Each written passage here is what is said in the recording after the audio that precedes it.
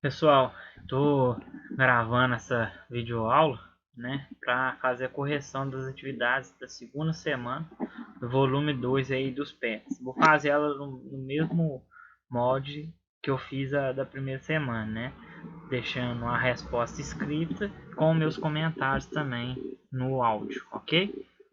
Aí vocês vão pausando no vídeo para estar copiando aquela que vocês tiveram dúvida e não fizeram ou as que erraram, beleza? Então vamos lá, começando pela correção das atividades 1 e 2. Atividade 1, de acordo com a leitura inicial, quais são as principais semelhanças e diferenças entre turismo e ecoturismo? Existe alguma atividade semelhante no lugar onde você mora? Descreva. Bom, qual a semelhança entre turismo e ecoturismo, para começar, gente? A semelhança é que a pessoa ela vai para algum lugar com o objetivo de visitar aquele lugar, aquele local, né, conhecer a história, a cultura, os elementos que fazem parte do lugar que ela está visitando. Isso são as semelhanças. A diferença é que o ecoturismo ele é mais ligado a áreas naturais, né, como cachoeiras, serras e por aí vai. Já o turismo em si, só ele é mais ligado a áreas sociais, né, áreas com modificação do ser humano, como igrejas, museus, né, e por aí e outros, né? Então essa é a diferença. Onde a gente mora tem alguma atividade semelhante? Sim, de ambos, né? A gente tem o ecoturismo, que é a subida à serra, muito tradicional, né? Tradicionalíssima, histórica, cultural, nossa, e da nossa região aqui, a subida da Serra São José, a visita à Serra São José, né? Então esse é um ecoturismo. E o turismo a gente tem também na nossa cidade, que é uma cidade histórica, né? A visita das, das, da historicidade da nossa cidade, né? Das nossas igrejas, casarões, ruas e etc, né? Então a gente tem sim. Vamos lá agora a 2. A 2 é para ler, né? Esse texto aí sobre o patrimônio material de Minas. E aí, depois você vai falar. Aí eu não vou ler ele de novo aqui. Vocês leem. Você vai falar se conhece ou participa de alguma dessas atividades caracterizadas aí como patrimônio material do nosso estado. Aí, se sim, você vai descrever sua experiência. Se não, você pode pesquisar a atividade, registrar ela no seu caderno. Então, essa é uma resposta pessoal, vai de cada um. Mas eu fiz aí até uma observação, deixei uma observação que a nossa cidade tem várias dessas atividades que fazem parte do patrimônio material mineiro, né?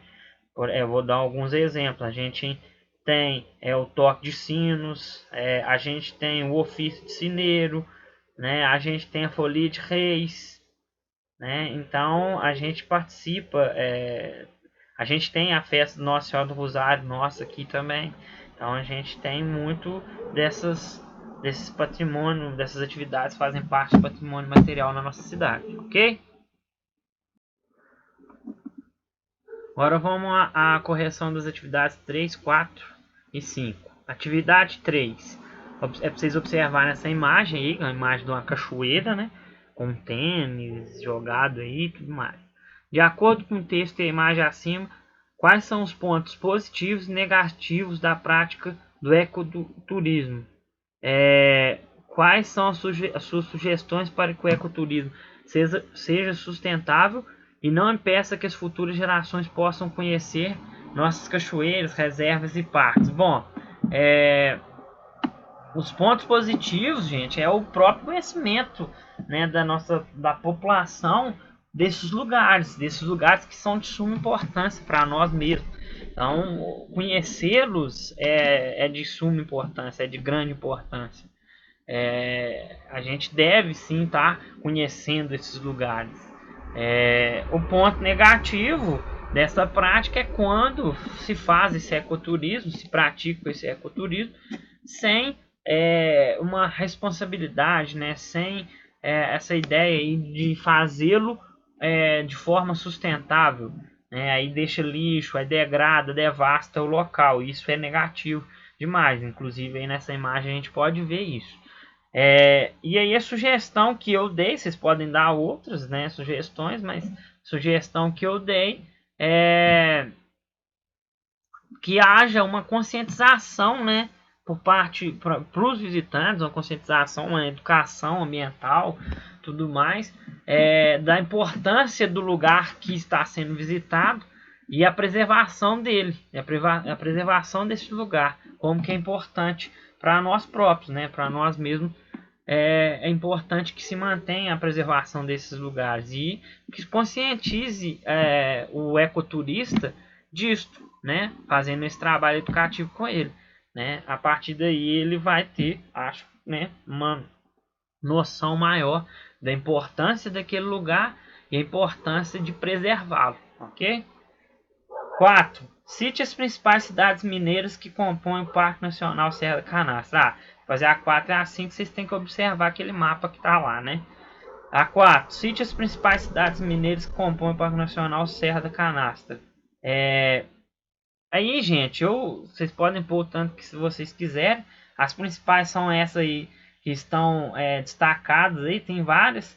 Eu coloquei só 3 que eu considero as mais importantes, porque estão mais próximas da nascente, da principal nascente de São Francisco, né? Que é São Roque de Minas, que é inclusive lá, Bambuí e Itapiraí. Foram as 3 cidades aí que eu coloquei como as principais, beleza? Se vocês quiserem pôr mais, podem pôr também.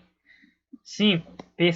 Pesquise o motivo que torna o queijo da canastra nos patrimônios materiais de Minas Gerais. Bom, é o fato de como ele é preparado, né? O endemismo dele. O que seria o endemismo? É um queijo, um tipo de queijo que só encontra ali, naquela região.